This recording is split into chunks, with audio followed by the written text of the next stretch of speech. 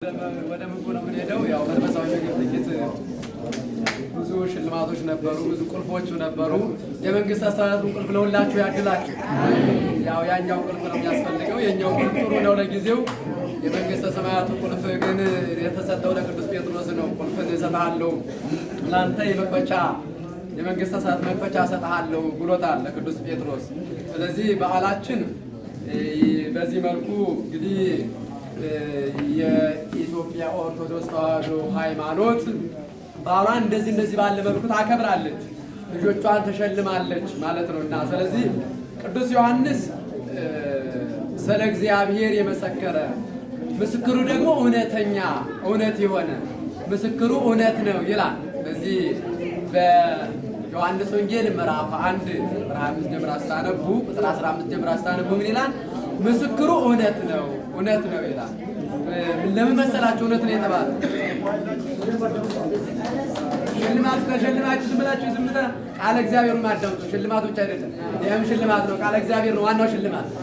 ስለዚህ የመንግስተ ሰማያት ማለት ዮሐንስ ስለ እግዚአብሔር መንግስት የተናገረ ነሱ ወመኑስ መቀርበት መንግስተ ሰማያት ቀርባለችና ንስሐ ግቡ እያለ ያስተማረ የእግዚአብሔር ሰው እንደራሴ የሆነ በወቀ በደመቀ ያልኖረ በገዳም የኖረ ከገዳም ከምድረ በዳ የእግዚአብሔር ቃል እየተናገረ የመጣ አስቀድሞ ትንቢት የተነገረለት በኢሳይያስ ምን ተብሎ መሰላችሁ ተነገረለት?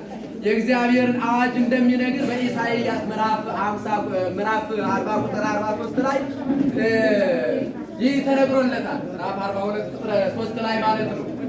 በዚህ መሰረት ማለት ዮሐንስ መጥምቅ የታደለና ሴቶች ከወለዷቸው እሱን በመንግስተ ሰማያት የሚበልጠው የለም ተብሎ ራሱ ጌታችን አምላካችን መድኃኒታችን ኢየሱስ አልቦ ዘያብም ትውልደ አንስት ይለዋል። ሴቶች ከወለዷቸው ማንም አይበልጠውም ተብሏልና በመንግስተ ሰማያት ሁላችንን በእርሱ ቃል ኪዳን ወደ መንግስተ ሰማያት እንድንገባ አምላካችን እግዚአብሔር ይርዳን።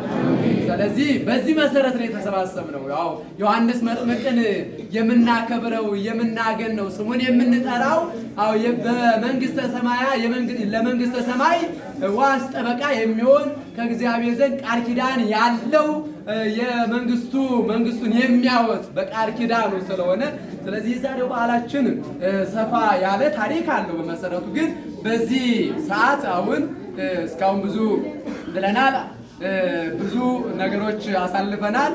ይህንን የሆነውን አሁንም ወደፊት በሰላም ማይበሩ ተስፋፍቶ አሁን እየሰፋ 125 ነው። ከዚህ በኋላ ከዛ በላይ ሆኖ ማይበራችን ሰፍቶ ሁላችን እንድንሸላለም አምላካችን እግዚአብሔር ይርዳን። መንግስቱን ያወርሰን ይቆየን። እንግዲህ በዚህ መልኩ በዓላችን ከተከናወነና የሞቱትን ደግሞ እንግዲህ እነርሱ ቅዱስ ዮሐንስ መጥምቅን እየጠጡ ነው የነበሩት። ቅዱስ ዮሐንስ ምስክር ይሆናቸው፣ ነፍሳቸውን ይማርልን። ስለዚህ ሁላችንም እንሄዳለን፣ ፍጻሜያችን ያሳምርልን።